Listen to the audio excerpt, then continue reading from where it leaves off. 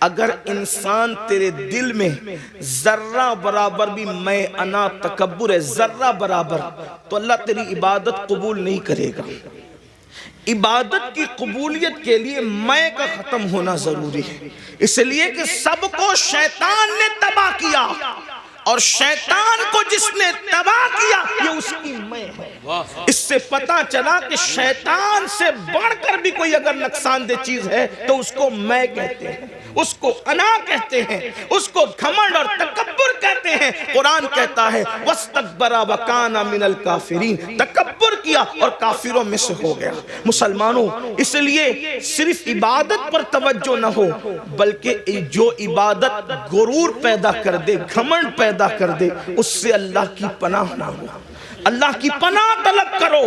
یاد رکھنا، اگر دامن میں توجہ کرنا، میں صوفیہ کی بات کر رہا ہوں، اللہ اکبر، اگر گناہ کر کے ندامت ہے اور عمل کر کے گھمنڈ ہے، تو عمل کر کے گھمنڈ سے بہتر گناہ کی ندامت ہے۔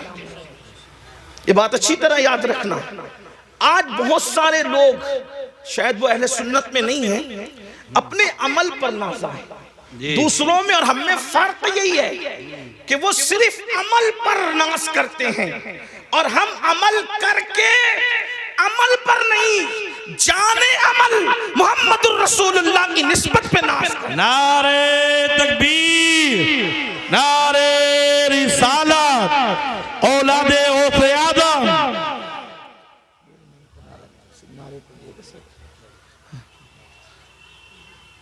تو علامہ شرف الدین یحییٰ منیری فرماتے ہیں کہ جب تک ذرہ برابر تکبر بھی دل میں موجود ہے، عبادت قبول نہیں ہوگی۔ اور اب وہ تکبر کی ڈیفینیشن کہ تکبر ہے یا نہیں، اس کی پہچان بیان کرتے ہیں۔ آپ بھی ڈوبیں اپنے اندر، میں بھی ڈوبوں اپنے اندر، اس لیے کہ خطاب، میری اکثر عادت ہے پہلی بات تو خطاب نہیں کرتا اور گفتگو کرتا ہوں، تو ہمارے بزرگوں نے ہمیں بتایا کہ لوگوں کو مخاطب کرنے سے پہلے اپنے آپ کو مخاطب کرو، اس لیے کہ آپ سے زیادہ ضرورت اصلاح کی ہمیں ہے، مجھے ہے۔ اللہ اکبر۔ تو علامہ منیری فرماتے ہیں کہ کیا کہتے ہیں کہ تکبر ذرہ برابر ہے، تیری عبادت تجھے فائدہ نہ دے گی، تیری عبادت قبول نہ ہوگی۔ اب تکبر اور گھمنڈ کی جو ہے وہ نشانی بیان فرماتے ہیں کہ ایک انسان پوری دنیا کے انسانوں سے اپنے آپ کو حقیر سمجھ رہا ہے کہ میں سب سے حقیر ہوں، سب سے ذلیل ہوں۔ واقعی کہہ نہیں رہا ہے، سمجھ رہا ہے، اس لیے کہ کہنا اور ہے، سمجھنا اور ہے۔ ہم بار بار کہتے ہیں میں سب سے زیادہ حقیر ہوں، لیکن کسی مقام پر اگر ہمیں بیٹھنے کو اچھی جگہ نہ ملے تو ناراض ہو کے محفل سے نکل جاتے ہیں۔ کیا ہمارے لیے جگہ بھی نہ تھی؟ اللہ اکبر۔ تو انسان کہتا بہت کچھ ہے لیکن سمجھتا کم ہے۔ اللہ اکبر۔ تو علامہ منیری رحمت اللہ تعالی علیہ فرماتے ہیں سارے انسانوں سے انسان اپنے آپ کو حقیر سمجھتا ہے، لیکن صرف ایک انسان سے اپنے آپ کو بہتر سمجھتا ہے۔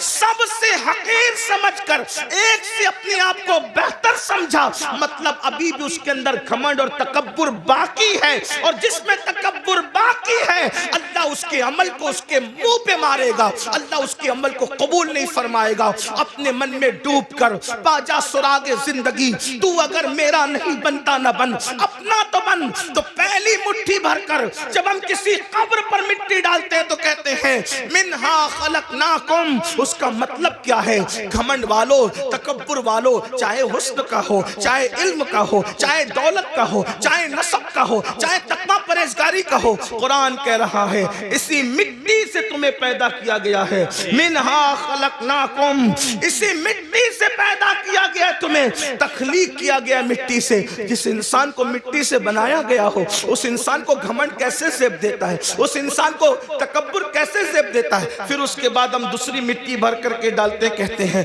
وَفِيهَا نُعِيدُكُمْ، اسی میں ملا دیے جاؤ۔ اٹھایا مٹی سے، ملائیں گے مٹی، اور پھر وَمِنْهَا نُخْرِجُكُمْ تَارَةً أُخْرَى، تیسری مٹھی بھر کر جب ہم مٹی ڈالتے ہیں تو کہتے ہیں، آیت کریمہ کو بطور دعا پڑھتے ہیں، اور پھر اسی مٹی سے تمہیں اٹھایا جائے گا۔ اب آج میری گفتگو کا جو عنوان ہے، ہم کیسے اٹھیں گے، یہ اس پر آپ کی توجہ۔ جانا تو سب نے قبر میں، ہر آدمی اپنی اپنے عمل کے مطابق جائے گا، جو جیسے جائے گا تیسے جائے گا، اٹھیں گے کیسے؟ تو ایک حدیث پاک بڑی طویل ہے، اس میں اللہ کے رسول صلی اللہ علیہ وآلہ وسلم سے پوچھا گیا کہ یا رسول اللہ صلی اللہ علیہ وآلہ وسلم، ہمیں قبروں سے کیسے اٹھایا جائے گا اور کس حالت میں اٹھایا جائے گا؟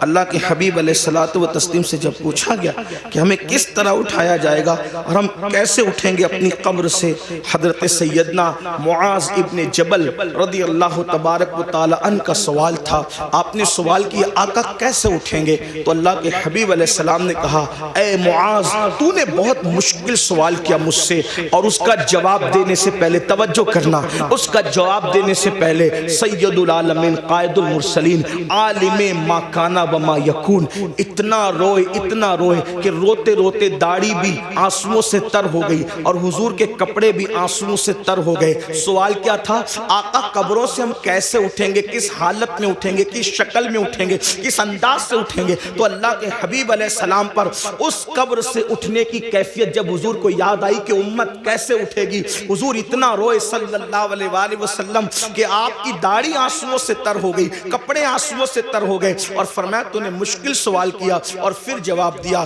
اے معاذ، جب میری امت قبر سے اٹھے گی تو وہ 12 صورتوں میں اٹھے گی، 12 شکلوں میں اٹھے گی۔ قبر سے اٹھنے والوں کی 12 پوزیشن ہوگی۔ اب یہاں توجہ کے ساتھ سنیں، حدیث مکمل ہوگی، بات بھی پوری ہو جائے گی۔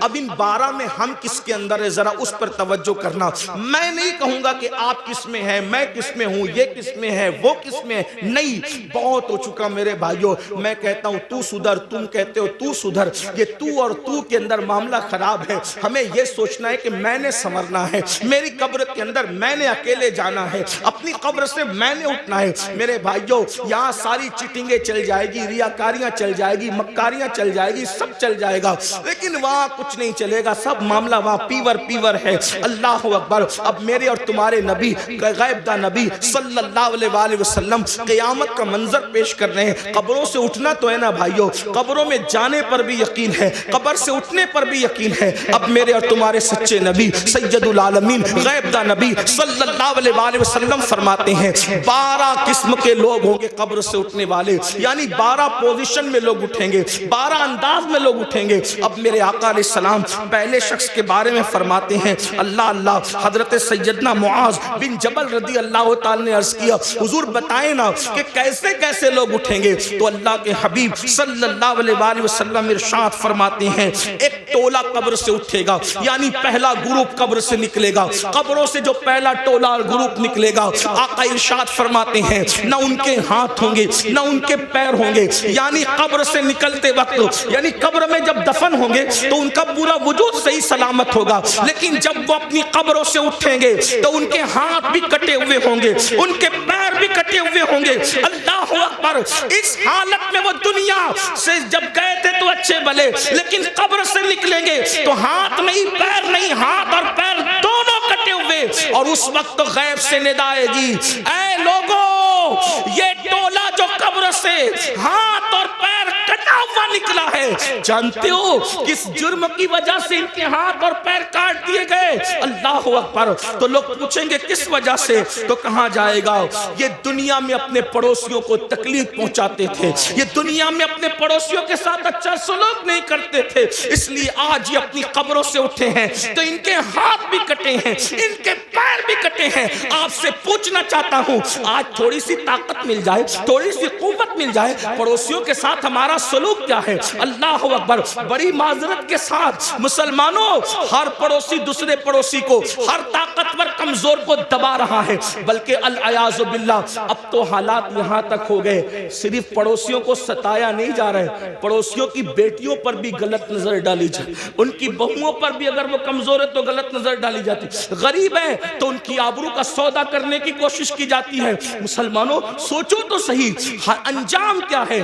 یہ دنیا ہے، دنیا میں کوئی روکے نہ روکے، کوئی ٹوکے نہ ٹوکے، کوئی جو چاہے جس طرح چاہے کر لے، مگر قبر ہے، آخرت ہے۔ ذرا سوچو تو صحیح، دنیا میں جس کے ہاتھ نہیں اس کا انجام کیا، دنیا میں جس کے پیر نہیں اس کی حالت کیا، لیکن آخرت میں جو اللہ اکبر لنگڑا اور لولا کر دیا جائے، کس بنیاد پر؟ پڑوسیوں کو ستانے کی بنیاد پر۔ آئیے میں طول نہ دیتے ہوئے صرف ایک دو روایت اس سلسلے میں آپ کی خدمت میں پیش کروں۔ جانتے ہیں اللہ کے رسول علیہ السلام فرماتے ہیں کہ جبریل نے میرے پاس آ کر پڑوسیوں کے بارے میں ایسی ایسی باتیں کرنا شروع کی کہ مجھے اندیشہ ہوا کہ کہیں پڑوسیوں کو وراثت میں حقدار نہ کر دیا جائے، پڑوسیوں کو جو ہے انسان کے مال میں شریک نہ کر دیا جائے۔ آقا علیہ السلام ارشاد فرماتے ہیں کہ کوئی بندہ پیٹ بھر کر کے کھانا کھا کے سو جائے اور اس کا پڑوسی بھوکا ہو، آقا فرماتے ہیں وہ کامل مومن نہیں ہو سکتا۔ یہاں تک آقا فرماتے ہیں کہ پڑوسی کا حق یہ ہے جب تم اچھا کھانا بناؤ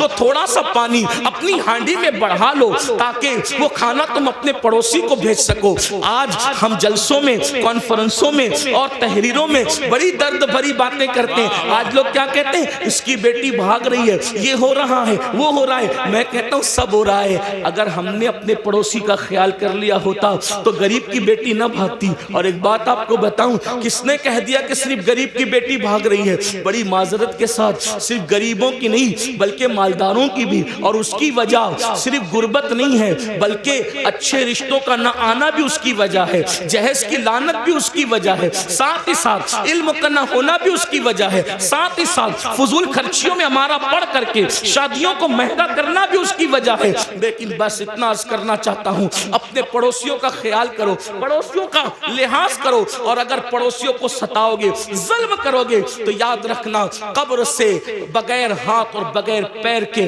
اٹھنے کے لیے تیار ہو جاؤ۔ اسی پہ بس نہیں، آقا فرماتے ہیں وہ لنگڑے بھی اٹھیں گے، لولے بھی اٹھیں گے، اور ان کو منہ کے بل گھسیٹتے ہوئے جہنم میں لے جایا جائے گا کہ تم نے پڑوسیوں پہ ظلم کیا تھا۔ ایک بات پڑوسیوں کے متعلق اور رس کروں آپ سے، آج پڑوسیوں کے ساتھ اچھا سلوک ہمارا نہیں۔ کل لوگ جب گھر خریدنے جاتے تھے تو دیکھتے تھے کہ مسلمان رہتا ہے کہ نہیں رہتا ہے پڑوس میں، اور لوگ مسلمان کے پڑوس میں رہنا پسند کرتے تھے، اور آج لوگ مسلم محلے میں رہنا پسند نہیں کرتے۔ کیوں؟ سب سے زیادہ کچرا اور گھان اگر کسی علاقے میں ہوگی تو مسلم محلے میں، ننگے بچے چڈی پہن کر کے گالی گلوچ کر رہے ہوں گے تو مسلمانوں کے محلے میں، رات کے 3-3 بجے تک کے جھگڑے فساد کی آواز آ رہی ہوگی تو، اور ٹی وی کا آواز زور سے ہو رہا ہوگا تو مسلمانوں کے محلے میں۔ حد ہے، جس مذہب نے ڈسپلین سکھایا آج اس مذہب کے ماننے والے ڈسپلین سے دور ہے، اور دوسروں نے ہم سے سیکھ لیا اور ہم کورے ہو گئے۔ یہ رونا ہے، کوئی ڈسپلین ہماری زندگی میں نہیں۔ مسلمانوں سوچو تو صحیح، ہم کہاں ہیں؟ ہمیں اس سے نکلنا ہے۔ ہمیں، اگر ہم دین سیکھنے آئے ہیں جلسوں میں تو مبارکباد کے مستحق ہیں، اور اگر ہم صرف بھیڑ کرنے آئے تو جلسوں کے اندر سیاسی جلسوں میں سر دیکھے جاتے ہیں، مذہبی جلسوں میں سر نہیں دیکھے جاتے۔ یہاں تو بدلنے والوں کی تعداد دیکھی جاتی ہے۔ اگر جلسے انقلاب نہیں پیدا کرنے، صرف رسومات پر ہیں، تو یہ قیامت کی نشانیوں میں سے ایک نشانی ہے۔ اللہ کے رسول علیہ السلام نے فرمایا قیامت کی نشانیوں میں سے ایک نشانی یہ ہے کہ لوگ دین سننے جمع ہوں گے، دین پر عمل کرنے جمع نہیں ہوں گے۔ اللہ اکبر! جلسے والے بھی خوش، خطیب صاحب بھی خوش کہ کیا ہزاروں کی بھیڑ تھی، لیکن کہتا ہوں یہ قیامت کی نشانی ہے۔ دل اس وقت تک ٹھنڈا نہیں ہوگا ہمارا جب تک کہ جیسے جلسے میں رات کے 3 بجے تک ٹک کر بیٹھتے ہو، اسی تعداد میں جب تک نماز فجر میں نہ آؤ ہمارے کلیجے ٹھنڈے نہیں ہو سکتے۔ اس لیے کہ سروں کو گن کر سیاسی لیڈر تو خوش ہو سکتے ہیں، مذہبی لوگ اس سے خوش نہیں۔ ہاں شکر ضرور ہے کہ آپ آگے، اللہ کا شکر ہے، شکر کرتے ہیں، لیکن کتنے لوگ عمل کرتے ہیں، کتنے لوگ تبدیل ہوتے ہیں؟ تبدیل ہونے کے لیے سنو اور آج کے بعد عہد کرو پڑوسیوں کے ساتھ بدسلوکی نہیں ہوگی۔ ایک بات آپ سے کہتا ہوں، ہمارے امام الائمہ، سراج الامہ، کاشف الغمہ، سیدنا نعمان بن ثابت امام اعظم ابو حنیفہ کا ایک پڑوسی تھا، موسیقی کے فن میں ماہر تھا، اور آپ کو ستانے کے لیے پوری رات موسیقی بجاتا تھا، میوزک بجاتا تھا، بہت تکلیف پہنچاتا تھا، گانا بھی گاتا تھا، تکلیف بھی تکلیف پہنچانا ہی اس کا مشغلہ تھا۔ اور ایک بات یہ بھی یاد رکھنا، اگر کوئی پڑوسی آپ کو ستائے آپ صبر کریں، کیونکہ پڑوسی کا حق ہے، آپ صبر کریں، آپ اس پہ ظلم نہ کریں۔ امام اعظم ابو حنیفہ رحمۃ اللہ تعالیٰ علیہ صبر کرتے تھے۔ ایک دن کسی نے اس کی کمپلین کر دی بادشاہ کے سپاہ کے پاس۔ بادشاہ کے سپاہی ہے، اس کو اٹھا کے لے گئے، اور جب اس کو اٹھا کر کے لے گئے تو امام اعظم ابو حنیفہ نے کسی سے پوچھا، آج اس گویے کی آواز نہیں آتی؟ دیکھو ہم تو کبھی برساں برس پڑوسیوں کی خیال ہی نہیں رکھتے، آواز آ رہی کہ نہیں آ رہی، کس حالت میں نہیں ہے، لیکن امام اعظم تھے۔ یہی تو بات ہے، دین مکمل دین ہے، دین مکمل نظام حیات ہے، دین مکمل جو ہے اللہ اکبر قانون زندگی ہے۔ امام نے پوچھا آج اس گویے کی آواز نہیں آ رہی ہے، تو کسی نے عرض کی خوشی خوشی حضرت اس کو تو پولیس اٹھا کے لے گئی، اس پہ تو کمپلین ہو گئی ہے، اس کو جیل میں ڈال دیا گیا۔ اب میرے پڑوسی کو جیل میں ڈال دیا گیا، آپ اسی وقت تشریف لے گئے، اور جانے کے بعد آپ نے فرمایا کہ میرا پڑوسی ہے، اس کو جیل میں کیوں ڈالا گیا؟ تو کہا آپ کو ستاتا تھا، گاتا تھا، میوزک بجاتا تھا، موسیقی بجاتا تھا، اس لیے یہ حال کیا گیا۔ فرمایا کوئی بات نہیں، اس کا میرا مسئلہ ہے، لیکن میں تو اس کو لے جاؤں گا۔ اور امام اعظم اپنے سورس سے، اپنی سفارش سے اس کو چھڑا کر لائے۔ رستے میں اس نے کہا میں تو آپ کو ستانے کے لیے کرتا تھا، آپ نے مجھے کیوں چھڑایا؟ فرمایا جو تو کرتا تھا وہ تیرا اپنا عمل ہے، مجھے پڑوسی کے ساتھ حسن سلوک کا حکم دیا گیا ہے، میں نے اس پر عمل کیا۔ قدم پکڑ کر کہتا ہے واللہ اگر کسی کو امام اعظم کہلانے کا حق ہے تو وہ ثابت کا بیٹا نعمان آپ ہی ہیں۔ نعرہ تکبیر، نعرہ رسالت۔ بزرگوں کا طریقہ تھا، ہم اپنے پڑوس کے ساتھ، آج تو پڑوس میں سگا بھائی بھی رہتا ہے، ہم اس کے ساتھ کیا سلوک کرتے ہیں؟ اچھا کھانا بناتے ہیں تو معاذ اللہ چھپا چھپا کر کے کھاتے ہیں، ایسا نہیں ہونا چاہیے۔ پھر میرے اور تمہارے آقا صلی اللہ علیہ وآلہ وسلم ارشاد فرماتے ہیں دوسرا گروہ، دوسرا قافلہ، دوسرا ٹولہ جب اپنی قبر سے نکلے گا تو اس کی شکل سور کی طرح اور خنزیر کی طرح ہوگی۔ خنزیر اور سور کی شکل میں وہ اپنی قبروں سے نکلیں گے۔ حالانکہ جب ان کو قبر میں رکھا گیا تھا تو ان کے چہرے اچھے بھلے تھے، لیکن اب وہ میدان محشر میں اٹھیں گے تو وہ سور کی شکل اور خنزیر کی شکل لے کر اٹھیں گے۔ صحابہ بے چین ہو گئے، تڑپ گئے، عرض کیا یا رسول اللہ صلی اللہ علیہ وآلہ وسلم، جو گروہ، جو ٹولہ، جو قافلہ قبروں سے سور اور خنزیر کی شکل میں اٹھے گا ان کا کیا قصور ہوگا؟ تو میرے آقا فرماتے ہیں ان کا قصور یہ ہوگا کہ وہ نمازوں میں سستی کرتے تھے، وہ نمازوں میں غفلت کرتے تھے۔ مسلمانوں ذرا سوچو تو صحیح، اپنے نبی کی ہر بات پر یقین ہے، ان باتوں کو کیوں بھول جاتے ہو؟ جس کے کہنے پر اللہ کو ایک مانا، جس کے کہنے پر قرآن کو اللہ کی کتاب مانا، جس کے کہنے پر دین اسلام کو حق مانا، اللہ اس رسول کا فرمان ہے بے نمازی، نماز میں سستی کرنے والا جب اپنی قبر سے اٹھے گا تو سور کی شکل میں اٹھے گا، خنزیر کی شکل میں اٹھے گا۔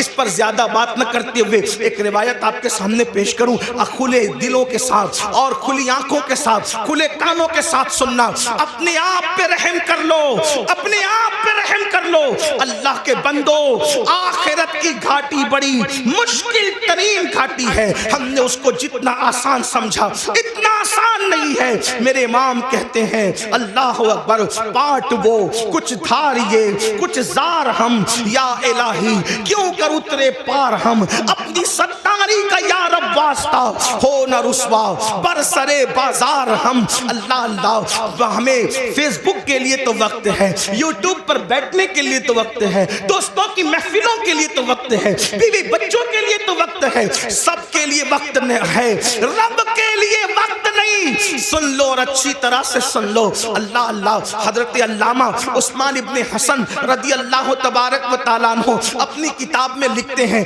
میری بہنوں کی بھی توجہ، اللہ کے حبیب علیہ السلام کا ظاہری دور ہے، آقا علیہ السلام اپنے صحابہ کے جرمٹ میں جلوگر ہیں، ایسے میں ایک نوجوان روتے ہوئے آتا ہے اور عرض کرتا ہے یا رسول اللہ صلی اللہ علیہ وآلہ وسلم، میرے ابو کا انتقال ہو گیا، میرے باپ کا انتقال ہو گیا۔ آقا میرا باپ مر چکا ہے، اس کا انتقال ہو چکا ہے، ہم دیہات کے لوگ ہیں، دیہات میں رہنے والے ہیں، آقا نہ اس کو کوئی غسل دینے والا ہے، نہ اس کو کوئی کفن پہنانے والا ہے۔ یا رسول اللہ صلی اللہ علیہ وآلہ وسلم اس لیے میں رو رہا ہوں۔ میرے آقا نے فرمایا اے ابو بکر اٹھو، اے عمر اٹھو، اور دونوں جاؤ اور جا کر کے اس کے دیہات میں پہنچو، اس کے گاؤں میں پہنچو، اس کو غسل بھی دو، اس کو کفن بھی پہناؤ۔ اللہ اکبر۔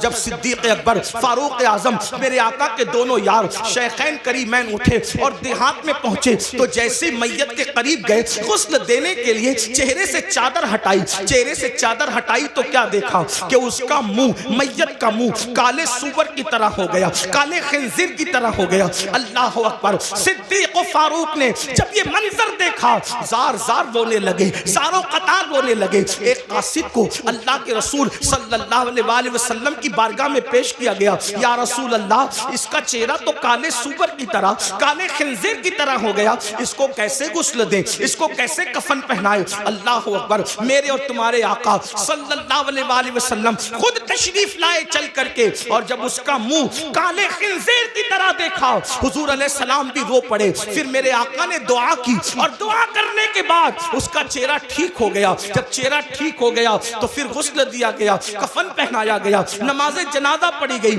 اور جب جنازہ مکمل ہو گیا تو کسی نے دھیرے سے کہا پہلے تو اس کا چہرہ کالے سور کی طرح، کالے خنزیر کی طرح ہو گیا تھا، اب ذرا دیکھیں تو اس کا چہرہ کیسا ہے۔ جب دوبارہ چہرہ دیکھا گیا نماز جنازہ کے بعد، جب کفن ہٹایا گیا تو کیا دیکھا لوگوں نے؟ اب بھی اس کا چہرہ کالے سور کی طرح، کالے خنزیر کی طرح تھا۔ سب رو پڑے۔ صحابہ نے عرض کیا ہمارے ماں باپ آپ پر قربان یا رسول اللہ صلی اللہ علیہ وآلہ وسلم، اس کا چہرہ بار بار کالے سور کی طرح، کالے خنزیر کی طرح کیسے ہو جاتا ہے؟ تو میرے آقا نے اس کے بیٹے کو بلا کر کے پوچھا یہ بتا تیرے باپ کا چہرہ کالے سور کی طرح کیوں ہو جاتا ہے بار بار؟ اس نے عرض کی یا رسول اللہ صلی اللہ علیہ وآلہ وسلم، میرا باپ کوئی گناہ نہیں کرتا تھا، بس اس کی کمی یہ تھی کہ جب نماز کا وقت آتا تو وہ سو جایا کرتا تھا، وہ نماز نہیں پڑھتا تھا۔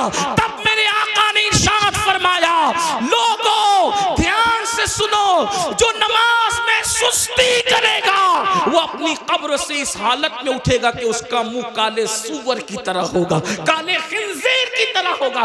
بتاؤ چہرے پر پھنسی آ جائے کتنا بے چین ہو جاتے ہو، کسی کے چہرے پہ سفید داغ آ جائے کتنا بے چین ہو جاتا ہے۔ لوگ منہ پہ رومال رکھ کے پھرتے ہیں، اگر اس کو فالج ہو جائے میرا ٹیڑھا منہ لے کر میں کیسے جاؤں، سفید داغ لے کر کیسے جاؤں، پھنسی لے کر کیسے جاؤں؟ اپنے جیسے انسانوں کے سامنے جب یہ عیب لے کر نہیں جاتے، جس کو ڈاکٹر درست کر سکتا ہے وہ عیب لے کر نہیں جاتے۔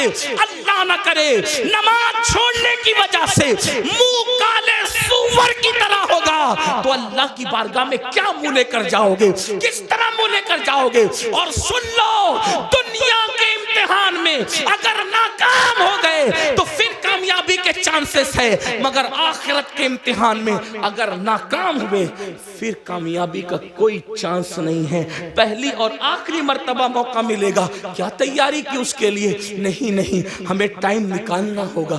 بڑی معذرت کے ساتھ ایک بات اور آپ سے کہوں، آج میری قوم کے دماغ میں ایک خبط ہے، نہیں ہم تو غوث پاک کے ماننے والے، ہم تو غریب نواز کے ماننے، ہم تو اعلیٰ حضرت کے ماننے، ہم تو شاہ برکت اللہ کے ماننے، تو ہمیں کیا ہوگا؟ ہم نے تو زنا کر کے بھی جنت ہی ملنی، ہم نے تو نماز چھوڑ کے بھی جنت ہی ملنی، ہم نے تو پوری زندگی قرآن کو ہاتھ نہیں لگایا، تو کیونکہ ہم ماننے والے کتنے بڑوں کے، جتنے بڑوں کے ماننے والے ان کی بڑائی میں مجھے کوئی شک نہیں۔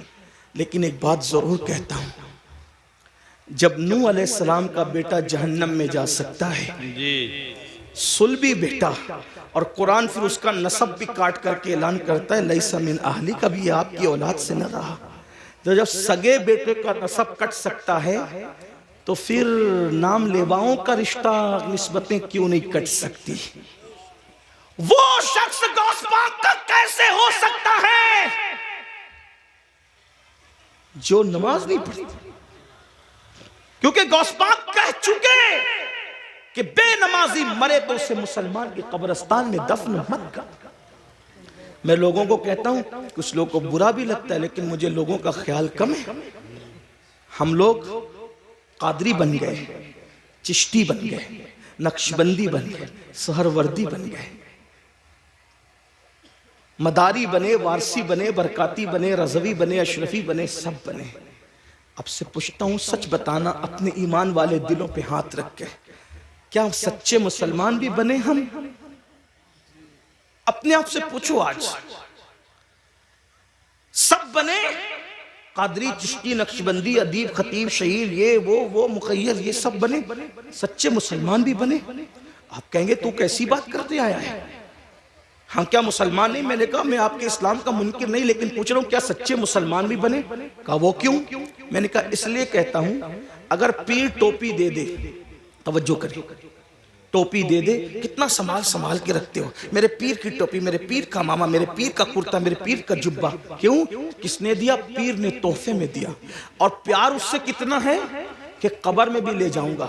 میں نے کہا تجھے سلام ہو، اچھا ہے، پیر سے بہت پیار کر، اللہ اس سے زیادہ تجھے برکت دے، لیکن اتنا ضرور تجھ سے پوچھوں گا، سلسلے کی محبت میں تجھے پیر سے اتنا پیار ہے کہ پیر کے دیے ہوئے تحفے کو تو نے سینے سے لگا کے رکھا، کیا تو نے اللہ کے دیے ہوئے تحفے کے ساتھ بھی یہی سلوک کیا؟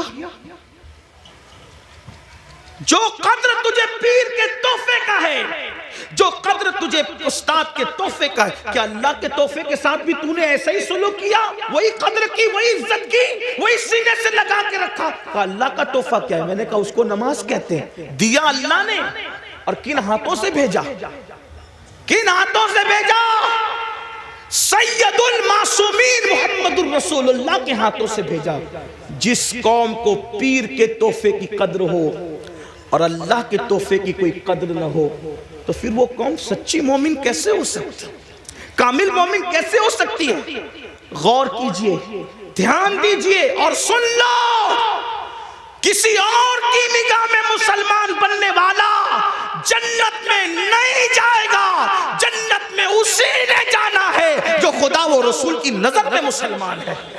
اپنے آپ کے بارے میں جو بھی تراش لو، اند اللہ جو مومن ہے، اند الرسول جو مومن ہے، جنت اسی کے لیے ہے۔ اس خوش فہمی میں مت رہنا کہ صرف سنی کہلا کر کے جنت مل جائے گی۔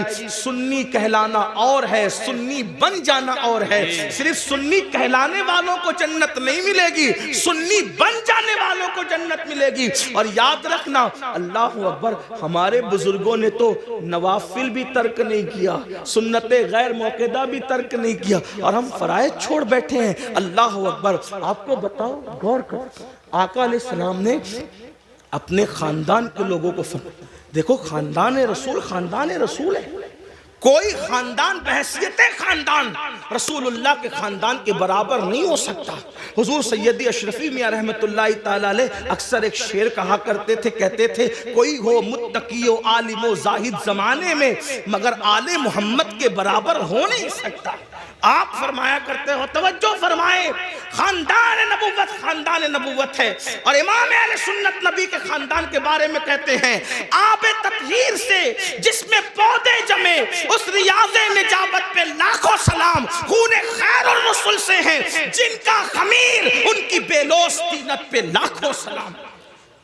رسول اللہ کے خون سے جن کا خمیر بنا ہے، آب تطہیر سے جس میں پودے جمے، وہ نبی کا خاندان۔ توجہ کریں، اس خاندان رسالت کو رسالت ماں نے فرمایا، اے بنو ہاشم عمل کرنا، عمل۔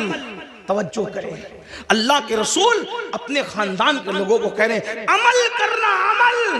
کہیں ایسا نہ ہو کہ لوگ عمل لائیں اور تم صرف نسب لاؤ۔ پھر آقا نے فرمایا، اے بنو ہاشم، جس کو عمل نے پیچھے کر دیا اس کو نسب کبھی آگے نہیں کر سکتا، اس لیے عمل کرنا۔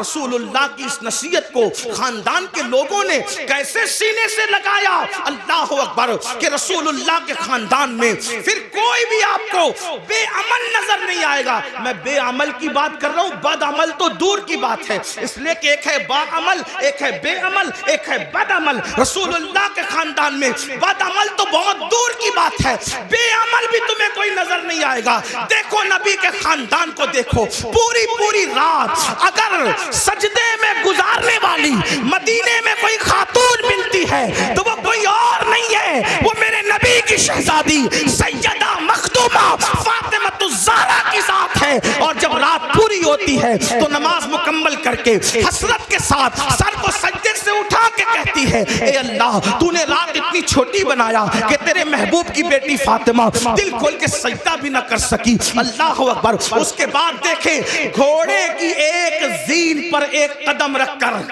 دوسرے زین پر قدم رکھنے سے پہلے جو پورا قرآن مکمل کرتا ہے وہ کوئی اور نہیں ہے، وہ میرے نبی کے خاندان کا فرد، رسول اللہ کا بھائی، حمزہ داماد پیمبر، خاتم ولایت، فاتح خیبر، ابو الحسنین، مولا کائنات سیدنا علی مرتضیٰ کی ذات ہے۔ کسی نے قرآن اس طرح پڑھا، بابا قرآن پڑھتے ہیں گھوڑے کی سین پر ایک قدم رکھ کر دوسرا قدم رکھنے سے پہلے، اور شہزادوں کی کیا شان ہے، سر کٹنے کے بعد جو نیزے پہ قرآن پڑھتے ہیں وہ کسی اور خاندان کا فرد نہیں، وہ میرے نبی کا نواسا سیدنا امام حسین کی ذات ہے، امام علی مقام کی ذات ہے۔ محراب میں، منبر پہ، مسجدوں میں آپ نے ہر خاندان والے سے قرآن سنا، لیکن نیزے پہ جس نے قرآن پڑھا وہ صرف میرے نبی کا خاندان۔ 40 سال تک عشاء کے وضو سے فجر کی نماز جہاں ہو رہی ہے وہ کوئی اور نہیں، وہ میرے نبی کے خاندان کا شہزادہ جسے دنیا سرکار غوث اعظم کے نام سے جانتے ہیں۔ 70 سال تک کبھی نہ سو کر رات و دن جاگ کر عبادت کرنے والا، 90 لاکھ کو کلمہ پڑھانے والا، وہ کسی اور خاندان میں نہیں ملے گا، وہ میرے نبی کے خاندان میں ہے، جس کو معین الدین اجمیری غریب نواز کہا جاتا ہے۔ جب ذکر کرتے ہیں تو آپ اتنی کثرت سے کرتے ہیں کہ آپ کے ذکر کو سن کر پرندے بھی ذاکر ہو جاتے ہیں۔ ایسا ذاکر آپ کو کسی اور خاندان میں نہیں ملے گا، وہ میرے نبی کا شہزادہ حضرت شاہ برکت اللہ عشقی بیمی مہریروی رحمت اللہ علیہ کی ذات ہے، جس کے ذکر نے پرندوں کو ذاکر بنا دیا۔ یہ خاندان نبوت کا عمل ہے۔ امام زین العابدین کا نام زین العابدین نہیں ہے بلکہ ان کا نام ہے علی ابن حسین۔ زین العابدین ان کا لقب ہے، لقب۔ اور زین العابدین کیوں کہتے ہیں؟ کیونکہ روزانہ تقریباً 300 رکعت اور کبھی 700 رکعت نفل نماز پڑھتے تھے۔ لوگوں نے کہا یہ عابد نہیں ہے بلکہ یہ زین العابدین ہے۔ عابدوں کثرت سجدہ کی وجہ سے آپ کی پیشانی پر سجدے کا نشان پڑ گیا تھا۔ ایک تو یہ کہ جو لوگ غلط سجدہ کرتے ہیں ان کی پیشانی پہ نشان آتا ہے، اور ایک تو یہ جو کثرت سے سجدہ کرتے ہیں ان کی پیشانی پر بھی نشان آ جاتا ہے۔ لیکن کتنی 300 رکعت کے بعد، 700 رکعت کے بعد، اور میں جہاں سے پڑھ رہا ہوں اس کو میرے امام اہل سنت نے لکھا کہ آپ کی پیشانی پر نشان سجدہ کثرت سجدے کی وجہ سے۔ آپ بتائیں، آپ رسول اللہ صلی اللہ علیہ وآلہ وسلم کے خاندان والوں کا یہ عمل دیکھ، امام جعفر صادق کو دیکھ، روزانہ پوری رات عبادت میں گزرتی، امام محمد باقر کو دیکھ، امام موسیٰ کاظم کو دیکھ، جس کو دیکھیں۔ اور ہمارا حال یہ، ہم کہتے ہیں ہم تو نام لیوائے، میں نے کہا وہ خاندان کے لوگ تھے۔ بلکہ ایک بات آئی، بات عرض کروں، شاید حدیث پوری نہ پڑھ سکوں کیونکہ وقت زیادہ ہوا، لیکن ایک بات پڑھتا ہوں، شاید آپ کے دل کے دریچے اللہ کھول دے۔ مغفرت کے بارے میں ہم بہت بے حس ہیں، بخشے جائیں گے مولانا، بخشے جائیں، اللہ کریم ہے، بخشے جائیں، اللہ کریم ہے، بخشے جائیں، بے شک اللہ کریم ہے۔ علامہ نقی علی خان امام المتکلمین لکھتے ہیں اپنی کتاب میں، اللہ کو کریم جان کر گناہ پہ گناہ کر رہا ہے نا، کہ اللہ کریم میں بخش دے گا۔ فرماتے ہیں اللہ کو کریم جان کر گناہ کرنے والے اللہ کو قادر جان کر تو زہر کیوں نہیں کھاتا؟ جب وہ کریم ہے گناہوں پہ بخش دے گا تو قادر بھی تو ہے، زہر کھانے پہ زندگی بھی دے سکتا ہے، لیکن اللہ کو قادر جان کر تو نے کبھی زہر نہیں کھایا اور اللہ کو کریم جان کر گناہ کر رہا ہے۔ اللہ کو کریم جاننے کا یہ مطلب نہیں کہ گناہ کر کے سوچے کہ اللہ بخش دے گا، اللہ کو کریم جاننے کا مطلب یہ کہ نیکی کر کے بھی رو اللہ میری نیکیاں اس قابل نہیں کہ تیری بارگاہ میں قبول ہو، اپنے کرم سے قبول فرما لے۔ اللہ گناہ تو گناہ، اگر نیکی کا سوال کر لے تم اپنے اللہ کو نیکی کا جواب نہیں دے سکتے۔ جو اتنے چین سے بیٹھے ہیں نا میرے بھائی، جب جس دن احساس ہوگا کہ مغفرت کس چیز کا نام ہے تو آپ کو پتہ چلے گا۔ حضرت سیدنا امام جعفر صادق کا ذکر ہے۔ امام جعفر صادق کو لوگ اتنا ہی جانتے ہیں کہ ہم ان کی کونڈے کی نیاز کرتے ہیں، بس اتنا ہی جانتے ہیں۔ لیکن جانتے ہیں یہ امام جعفر صادق غوث اعظم سے پہلے اپنے دور کے غوث اعظم ہیں۔ مقام غوثیت کبریٰ پر فائز امام جعفر صادق۔ کون امام جعفر صادق؟ جن کی جوتیاں امام اعظم ابو حنیفہ جیسے لوگ سیدھا کرتے تھے، اور امام اعظم کہتے ہیں کہ اگر 2 سال نہ ہوتے امام جعفر صادق کی صحبت کے تو نعمان ہلاک ہو گیا ہوتا۔ یہ امام جعفر صادق، لیکن وہ جعفر صادق جس کی صحبت کو امام اعظم اپنی کل عمر کا سرمایہ کہتے ہیں، جب اس امام جعفر صادق سے لوگ مصافحہ کرتے، ہم لوگوں سے بھی لوگ کرتے ہیں، امام جعفر صادق سے بھی لوگ مصافحہ کرتے تھے۔ داتا صاحب لکھتے ہیں کہ جب امام جعفر صادق سے کوئی مصافحہ کرتا تھا تو امام جعفر صادق اس کا ہاتھ پکڑ لیتے۔ دھیان دینا، توجہ کرنا، غور سے سننا اور پھر سوچنا اس پر کہ ہم کہاں ہیں۔ امام جعفر صادق جس کے نسب میں کسی کو کوئی اختلاف نہیں، جی اتنا مضبوط سلسلۃ الذہب ہے کہ جعفر صادق بیٹے ہیں امام محمد باقر کے، وہ بیٹے امام زین العابدین کے، وہ بیٹے امام حسین کے، اور وہ بیٹے ہیں حضرت مولا علی کے، اور وہ شوہر سیدہ فاطمہ کے، اور وہ شہزادی رسول اللہ کی۔ یہ سلسلۃ الذہب ان کا نسب نامہ ہے۔ ہاں، اب امام جعفر صادق سے کوئی مصافحہ کرنے آتا تو آپ اس کا ہاتھ پکڑتے اور ہاتھ پکڑ کر فرماتے وعدہ کر کہ اگر قیامت میں تیری بخشش ہو گئی تو تو اللہ کی بارگاہ میں میری سفارش کرنا کہ اللہ جعفر صادق کو بخش دے، اس کو معاف کر دے۔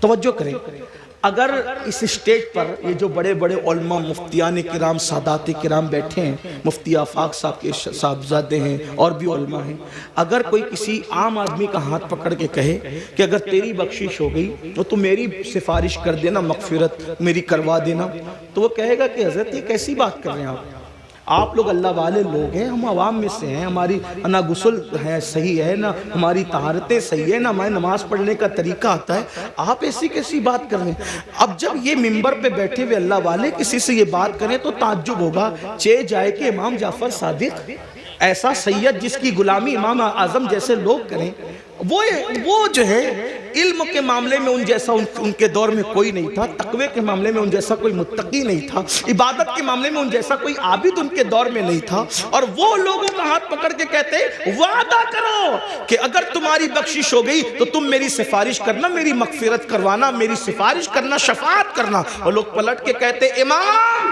آپ تو سید ہیں، سید آپ تو سید آل رسول ہیں، ہم آپ کی کیا سفارش کریں گے، آپ کے نانا شفیع المذنبین ہیں۔ تو امام جعفر صادق روتے ہوئے جواب دیتے رونا تو یہی ہے کہ ہم سید ہیں۔ توجہ کریں، کہتے رونا تو یہی ہے کہ ہم سید ہیں، کیونکہ ہم اس بات سے ڈرتے ہیں کہ ہمارے نانا کو ہم منہ کیا دکھائیں گے، نانا کو منہ دکھانے کی ہمت نہیں ہے قیامت کے دن۔ یہ حال ہے ان کا جن کی سیادت پر، امامت پر، قیادت پر، تقوی پر، زہد پر پوری امت کا اتفاق ہے، وہ قیامت کے دن سے اتنے لرزہ بر اندام ہے۔ اور یہاں جنہیں غسل بھی نہیں آتا، وضو بھی نہیں آتا، جمعہ کی 2 رکعت پڑھ کے مسجد سے ایسے بھاگتے ہیں جیسے اسکول سے چھٹی ہونے پر اسکول کے بچے بھاگتے ہیں، یہ حالت ہے۔ اور اس کے بعد ہم جنت کے ٹھیکیدار بنے، مولانا ہم جنت میں نہ جائیں گے تو کون جائے گا؟ بڑی معذرت کے ساتھ وہاں پھر دیکھا جائے گا کہ کیا ہوگا، اور وہاں پچھتانے سے کام نہیں چلے گا۔ آج لے ان کی پناہ، آج مدد مانگ ان سے، پھر نہ مانیں گے قیامت میں اگر مان گیا۔ آج راتوں کو ضائع کرنے والوں، آج راتوں کو فضول گزارنے والوں، وقت کو برباد کرنے والوں، یہ زندگی کا قیمتی سرمایہ اللہ نے پہلی اور آخری مرتبہ دیا ہے، خدا کے لیے اس کو ضائع نہ کرو، اس کو فضول برباد نہ کرو، ورنہ موت کی بات پچھتانا ہوگا۔ موت کے بعد سوائے پچھتانے کے کچھ ہاتھ نہیں آئے گا، لیکن اس دن کا پچھتانا اللہ اکبر کوئی فائدہ نہ دے گا۔ اس کے بعد میرے اور تمہارے آقا صلی اللہ सल्लल्लाहु अलैहि वसल्लम फरमाते हैं कुछ लोग ऐसे होंगे, अल्लाह अकबर, जब वो अपनी कब्रों से उठेंगे, ये तीसरा ग्रुप है, ये तीसरा टोला है जो अपनी कब्रों से उठेंगे, इस हालत में उठेंगे कि उनके पेट पहाड़ों की जैसे बड़े बड़े पेट होंगे और उनके पेटों के अंदर सांप, बिच्छू और आग दहक रही होगी। सहाबा ने पूछा आका वो कौन होंगे? सरकार अलैहिस्सलाम फरमाते हैं ये वो लोग होंगे जो दुनिया में ज़कात अदा नहीं करते थे, ज़कात नहीं देते थे, बड़े बड़े पहाड़ों की तरह पेट लेकर के उठेंगे। आज लोग ज़कात भी नहीं देते पूरी पूरी, और फिर कोई पैसा लेके भाग जाता है, कोई चोरी कर ले जाता है, माल डूब जाता है, आग लग जाती है, कहते हैं हमारा नुकसान हो रहा है, नुकसान हो रहा है। याद रखना जो पूरी पूरी ज़कात अल्लाह के लिए निकाल दे, मेरे आका फरमाते हैं उसका माल अल्लाह के किले में महफूज हो जाता है, उसके माल की हिफाजत हो जाती है। फिर चौथे ग्रुप के बारे में मेरे और तुम्हारे आका सच्चे नबी सल्लल्लाहु अलैहि वसल्लम ने फरमाया कि जो चौथा ग्रुप कब्र से निकलेगा उसके मुंह से खून बह रहा होगा और खून लेकर के वो निकलेगा। साहबा ने पूछा आका जिनके मुंह से खून बह रहा होगा वो कौन लोग होंगे? आका इरशाद फरमाते हैं जो अपने वादों को तोड़ देते थे, वादा खिलाफी करते थे, वो उनके मुंह से खून बह रहा हो। आज मैं समझता हूं कि शायद वादा खिलाफी को गुनाह भी नहीं समझते लोग। देखें, हालांकि मेरे आका अलैहिस्सलाम ने फरमाया मोमिन और मुनाफिक में फ़र्क ये है कि मोमिन जब वादा करता है तो पूरा करता है और मुनाफिक वादा करता है उसको पूरा नहीं करता, तोड़ देता है। कितने वादे करते हैं, अल्लाह से वादा किया उसका ख्याल नहीं, पीर से वादा किया उसका ख्याल नहीं। आइए वादे की वफा के हवाले से एक हदीस सुने की रिवायत से। अल्लाह अकबर, अभी ऐलान नबूवत नहीं हुआ, ऐलान नबूवत से पहले अल्लाह के रसूल अलैहिस्सलातु व तस्लीम बाजार गए। बाजार जाने के बाद अल्लाह के हबीब अलैहिस्सलाम को एक शख्स ने कहा यहाँ रुको मैं अभी आता हूँ। उसने कहा रुको अभी आता हूँ, और आका ने उससे वादा कर लिया ठीक है जब तक तुम नहीं आओगे मैं यहीं ठहरूंगा, यहीं रुकूंगा। और उसके बाद वो शख्स गया और जाकर के भूल गया कि मैं किसी से वादा करके आया हूं या वादा लेकर आया हूं कि मैं अभी आता हूं, और उसने वादा कर लिया कि ठीक है तुम्हारे आने तक मैं रुकूंगा। फिर क्या हुआ, 3 दिन गुजर गए। 3 दिन के बाद जब वो शख्स आया तो अल्लाह के रसूल वहीं पर मौजूद थे। उसने पूछा आप यहाँ? फरमाया तुमसे मैंने वादा किया था कि जब तक तुम नहीं आओगे मैं यहीं रुका रहूंगा, इसीलिए मैं यहाँ रुका रहा। और फिर मेरे आका ने न उससे लड़ाई की, न झगड़ा किया, न उसको डांटा, बल्कि सिर्फ एक जुमला कहा, ऐ शख्स तूने मुझे मुशक्कत में मुब्तला कर दिया, तूने मुझे तकलीफ में मुब्तला कर दिया। ये ऐलान नबुव्वत से पहले का वादे का वफा करना था। जब मेरे आका ने नबुव्वत का ऐलान किया तो यही वाकया उस शख्स के ईमान लाने का सबब बन गया कि जो शख्स इंसान से किया हुआ वादा उसके साथ बेवफाई नहीं करता वो झूठा नहीं हो सकता, वो सच्चा है। तो जो वादे के खिलाफ करे, आज तो ये भी होता है कि किसी लड़की से प्यार की बात की, मोहब्बत की बात की, अफेयर की बात की, रिश्ते की बात की, और फिर का तेरे साथ शादी करेंगे, और फिर शादी के नाम पे उसका शबाब लूट लिया, उसके साथ ज़िना कर लिया, उसके साथ सारी रंगरेलियां मना ली, सारा खेल कूद कर लिया, और उसके बाद का अब तेरे साथ शादी नहीं करेंगे क्योंकि तो इस काबिल नहीं है, तेरे अंदर ये ऐब है, ये ऐब है, ये ऐब है। याद रखना किसी पे जुल्म करने वालों, अच्छी तरह याद रखना, पहली बात तो अफेयर करना जायज न था, पहली बात तो नाजायज ताल्लुकात करना जायज न थे, पहली बात तो किसी लड़की से दोस्ती करना जायज न थी, और अगर की थी और वादा किया था अल्लाह अकबर तो ज़िना और उसके साथ तन्हाइयां जायज न थी। अल्लाह अकबर, अब उसका शबाब लूट कर उसमें ऐब निकाल कर उसको छोड़कर ऐसे भागते हो जैसे फूलों का रस चूस करके भौरा भाग जाता है, दोबारा उधर का रुख नहीं करता। तितलियां फूलों का रस चूस कर दोबारा उधर का रुख नहीं करती। किसी के शबाब से खिलवाड़ करके, किसी के हुस्न से खिलवाड़ करके, किसी की आबरू से खिलवाड़ करके फिर उसको छोड़कर नए शिकार की तलाश में जाने वालों, जानबूझ करके किसी की आबरू के साथ सौदा करने वालों, सुनो अल्लाह के हबीब अलैहिस्सलाम इरशाद फरमाते हैं, फकीह अबू लैस समरकंदी अपनी किताब में लिखते हैं कि अगर किसी ने किसी چڑیا سے بھی کھیل کر اس کی زندگی کو ختم کیا ہوگا. کسی نے کسی چڑیا کی زندگی سے کھیلا ہوگا. نہ کھانے کی حاجت تھی, نہ شرعی کوئی معاملہ تھا, صرف اپنے نفس کے لیے چڑیا سے کھیلا اور اس کو مار ڈالا. کھیلتے کھیلتے اس کی زندگی کو ختم کر دیا. آقا فرماتے ہیں وہ مری ہوئی چڑیا جس کی زندگی سے تم نے کھلواڑ کیا تھا,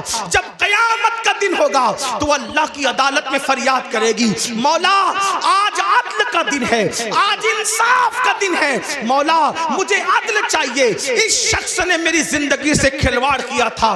آقا فرماتے ہیں اس ننھی سی چڑیا کی شکایت بجلی کی گھن گرج کی طرح ہوگی. جیسے بجلی کڑکتی ہے ویسے ننھی سی چڑیا کی آواز میں گھن گرج ہوگی, اور جس کی شکایت چڑیا کر رہی ہوگی اس کا حال یہ ہوگا وہ پہاڑوں جیسی نیکیاں لے کر آئے گا. اللہ ارشاد فرمائے گا آج عدل کا دن ہے, آج انصاف کا دن ہے. اور پھر میرا اللہ فرمائے گا جس نے چڑیا کی زندگی سے کھلواڑ کیا آج اس کی نیکیاں نہیں دیکھی جائے گی, اس کو منہ کے بل گھسیٹتے ہوئے جہنم میں ڈال دیا جائے. آپ سے پوچھنا چاہتا ہوں, نفس کے پجاریوں سے پوچھنا چاہتا ہوں, نفسانی خواہشات میں ڈوبے ہوئے انسانوں سے پوچھنا چاہتا ہوں, اگر کسی چھٹاک بھر کی چڑیا کی زندگی سے کھیلا ہوگا تو پہاڑوں جیسی نیکیاں رد ہو جائے گی اور انسان جہنم کا ایندھن بنے گا.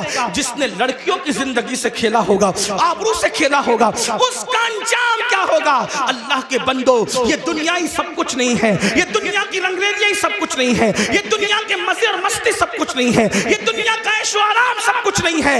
اس دن کے بارے میں ڈرو جس دن کے بارے میں قرآن کہتا ہے یوم یقوم الروح والملائکہ صفا لا یتکلمون الا من اذن. اس دن جبریل امین اور سارے فرشتے اللہ کی ہیبت سے کانپتے ہوں گے, کسی میں کلام کرنے کی جرت نہیں ہوگی. اس دن اپنا کیا ہوگا؟ جس دن انبیاء کی زبان پہ نفسی نفسی ہوگا, اس دن اپنا کیا حال ہوگا؟ اس لیے لوگ لڑکیوں کی زندگی سے تو کھیلتے ہیں, خود کی بیوی کا اگر سالن میں نمک زیادہ ہو جائے تو طلاق دے دے, مارے پیٹے. یاد رکھنا, اچھی طرح یاد رکھنا, یہ دنیا ہے, یہاں عیش کرنے, آرام کرنے, ظلم کرنے نہیں بھیجا. قرآن کہتا ہے الذی خلق الموت والحیات لیبلوکم ایکم احسن عملا, کہ اللہ نے زندگی اور موت کو اس لیے پیدا کیا کہ اللہ تمہیں آزمائے کون تھوڑی سی زندگی کو پا کر اچھا عمل کرتا ہے. اس کے بعد اب یہ آخری بات تذکر کروں گا, اس کے بعد بات پوری کر لیں گے, اس لیے کہ وہ 12 لوگوں کا ذکر کرنے جائیں گے تو شاید رات کے 3 بجیں گے, اور میری عادت ہے اس سے پہلے کہ لوگ ذکر الہی سے اکتا جائیں ہمیں اپنی بات مکمل کرنی چاہیے, اور لوگ کہیں چپ ہو جاؤ اس سے پہلے ہمیں خود ہی چپ ہو جانا چاہیے. یہ آداب محفل بھی ہے اور یہ شرافت کی نشانی بھی ہے. تو میں اسی پہ بات پوری کروں گا, پھر کسی دن موقع ملا انشاءاللہ تو یا تو آج کل تو بیانات یوٹیوب پر آتے ہی رہتے ہیں, کسی بھی جگہ مکمل ہو جائے گی تو آپ تک پہنچی جائے گی انشاءاللہ. یہ 5ویں بات ہے لیکن اس کو دھیان سے سنیں, اور یہ آخری بات ہے آج کی محفل. اللہ کے رسول علیہ السلام فرماتے ہیں 5واں ٹولہ جب قبر سے نکلے گا تو ان کے جسم سے مردار کی بدبو آئے, مردار کی بدبو, اور وہ مردار کی بدبو لے کر کے اپنے قبر سے اٹھیں گے. صحابہ نے پوچھا حضور وہ کون ہوں گے؟ آقا فرماتے وہ لوگ ہوں گے جو دنیا میں چھپ چھپ کر گناہ کرتے, تنہائی میں گناہ کرتے, پوشیدہ طور پہ گناہ کرتے, لوگوں کے سامنے نیکیاں اور تنہائی میں گناہ. ایسے لوگوں کے لیے اللہ فرماتا ہے جو لوگوں کے سامنے نیکی کر کے تنہائی میں گناہ کریں میں ان کے ساتھ اعلان جنگ کرتا ہوں. اور دوسری حدیث میں آتا ہے کہ حباء منصورہ کی تفسیر کرتے ہوئے اللہ کے رسول نے خود فرمایا, آقا فرماتے ہیں صحابہ نے پوچھا حضور یہ حباء منصورہ کا مطلب کیا ہے کہ اللہ ان کی نیکیوں کو ذرے کی طرح بکھیر دے گا؟ تو آقا فرماتے ہیں جو تنہائیوں میں گناہ کرتے تھے اللہ ان کی نیکیوں کو ایسے بکھیر دے گا جیسے روزون کے ذرات ہوتے ہیں جو صرف دھوپ میں نظر آتے ہیں, اتنے باریک کر دے گا اللہ, یعنی اتنی بے وقت ہو جائے گی ان کی نیکیاں کہ اللہ تعالیٰ ان کے ذرے ذرے کر دے گا, ان کی نیکی کوئی کام کی نہیں ہوگی, اور اللہ پاک ان کی نیکیوں کو رد فرمائے گا. والعاقبۃ للمتقین, آخرت تو متقین تقیوں کے لیے ہے۔ اس سلسلے میں حضرت زید ایک بات بیان کرتے ہیں، فرماتے ہیں میں قبرستان گیا، جب قبرستان پہنچا تو ایک درخت کو ٹیک لگا کر میں بیٹھ گیا، اس لیے کہ میں چاہتا تھا کہ قبروں کو دیکھ کر کے عبرت حاصل کروں۔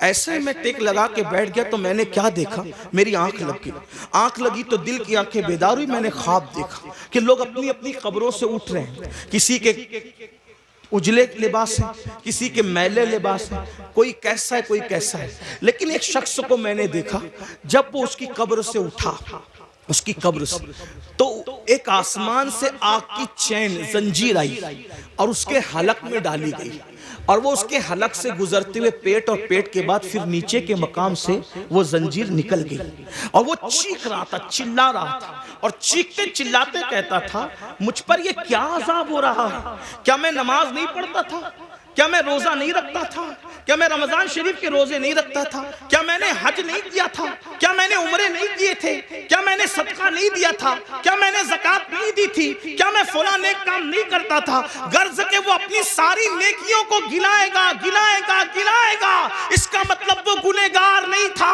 وہ نیکوکار تھا، اس لیے وہ وہاں بھی نیکیوں کو گنائے گا۔ حضرت زید کہتے ہیں جب وہ اپنی نیکیوں کو گنا رہا تھا تو غیب سے آواز آئی بندے تو ساری نیکیاں کرتا تھا، لیکن جب تو اکیلے میں اور تنہائی میں ہوتا تھا تب تو گناہ کرتا تھا، اللہ سے نہیں ڈرتا تھا، تو جس نے تنہائی کے اندر گناہ کیا اللہ نے اس کی نیکیوں کو ضائع کر دیا۔ آپ سے پوچھتا ہوں اللہ کے بندو، نرم نرم گدوں پہ لیٹ کر رات کی تنہائیوں میں چار دیواری میں کیا دیکھتے ہو؟ کون کیا دیکھتا ہے مجھے نہیں پتا، لیکن اپنے آپ میں ڈوب کر کے سوچو، وہ گندی فلمیں، وہ گندے مناظر، وہ گندی تصویریں رند کی رند رہے، ہاتھ سے جنت نہ گئی۔ جو تنہائیوں میں گناہ کرتے ہیں اور لوگوں کے سامنے نیکیاں کرتے ہیں، قبروں سے اٹھیں گے تو ان کے بدن سے مردار کی بدبو ہوگی، اللہ ان کے ساتھ اعلان جنگ کرتا ہے، ان کی نیکیوں کو ریت کے ذروں کی طرح بکھیر دیا جائے گا۔ اپنے آپ پہ رحم کرو میرے بھائیوں، قیامت کے دن کون ہے اپنا سوائے مصطفیٰ جان رحمت کے؟ سب نے صف محشر میں للکار دیا ہم کو، اے بے کسوں کے آقا اب تیری دہائی ہے، ایک ہی سہارا ہے، اگر گناہ کر کر کے ان کا دل دکھا دیا، ان کو ناراض کر دیا تو بتاؤ اپنا کیا بنے گا؟ اللہ اکبر۔ میرے آقا مصطفیٰ جان رحمت صلی اللہ علیہ وآلہ وسلم کے دیوانوں سیدنا فاروق اعظم کہتے ہیں لوگ چھوٹے اور بڑے گناہ کی بات کرتے ہیں، فاروق اعظم فرماتے ہیں میں تو اتنا سمجھتا ہوں گناہ کوئی بھی کرو رسول اللہ کے دل کو تکلیف پہنچتی ہے، حضور کا دل دکھتا ہے، کوئی گناہ کرو دل حضور کا دکھتا ہے۔ اب آپ کو سے پوچھتا ہوں چہروں سے داڑیاں منڈا کر گٹروں میں پھینکتے ہو، فاروق اعظم کہہ رہے ہیں آقا کا دل دکھتا ہے، گندی فلمیں دیکھتے ہو، فاروق اعظم کہہ رہے ہیں آقا کا دل دکھتا ہے، کسی عورت پر بد نظری کرتے ہو، آقا کا دل دکھتا ہے، مسجدوں کو ویران کرتے ہو، آقا کا دل دکھتا ہے، نمازوں میں سستی کرتے ہو، آقا کا دل دکھتا ہے، کسی مومن کو گالی دیتے ہو، آقا کا دل دکھتا ہے۔ اتنا رسول اللہ کا دل قبر انور میں دکھاؤ گے اور اس کے بعد میدان محشر میں جب شفاعت کی بھیک لینے کے لیے ان کی بارگاہ میں پہنچو گے، اللہ نہ کرے اگر انہوں نے منہ پھیر لیا اور منہ پھیر کر کے یہ کہا او منافق جھوٹے، مجھ سے عشق کا دعویٰ کرتا تھا اور میرے دل کو چھلنی چھلنی کرتا تھا، میرے دل کو دکھاتا تھا، میرے دل کو تکلیف پہنچاتا تھا۔ بتاؤ بھائیو جب سب نے للکار دیا ہوگا تو اسی آمنہ کے لال کا سہارا ہوگا، میرے آقا علیہ الصلوۃ والتسلیم کی شفاعت ہوگی۔ اگر وہ بھی منہ پھیر لیں، حالانکہ ان کے کرم سے ایسی امید نہیں ہے لیکن ان کی مزاج کی نزاکت بے چین بھی کرتی ہے۔ حضرت جگر مراد آبادی نے کہا تھا کہ اس امت آسی سے نہ منہ پھیر خدایا، نازک ہے بہت غیرت سلطان مدینہ۔ میرے آقا کی غیرت بہت نازک ہے، کتنی نازک ہے اتنا اندازہ کر لے۔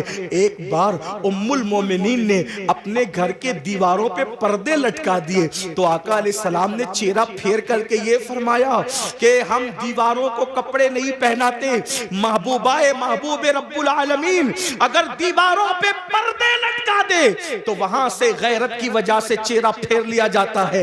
اتنے جرائم کر کے، اتنے بڑے مجرم بن کے حضور کے دربار میں کھڑے رہیں گے، اللہ اکبر۔ اگر ان کی غیرت کی نزاکت نے منہ پھیر لیا، کہاں جاؤ گے؟ کس کے پاس جاؤ گے؟ کس کے دروازے پہ دستک دو گے، اس لیے آج ان کو مناؤ، آج ان کو راضی کرو، آج ان کی بارگاہ میں معافی مانگو، ان کے وسیلے سے اللہ کی بارگاہ میں توبہ کرو، تاکہ دنیا بھی سنور جائے، آخرت بھی سنور جائے۔ اللہ پاک کی بارگاہ میں دعا ہے کہ میرا اللہ سب سے پہلے مجھے اور آپ سب کو عمل کی توفیق عطا فرمائے۔ گفتگو کے درمیان اگر کوئی غلطی ہوئی اللہ تعالیٰ معاف فرمائے۔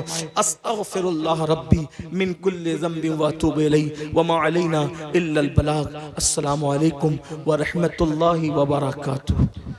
بیٹھیے۔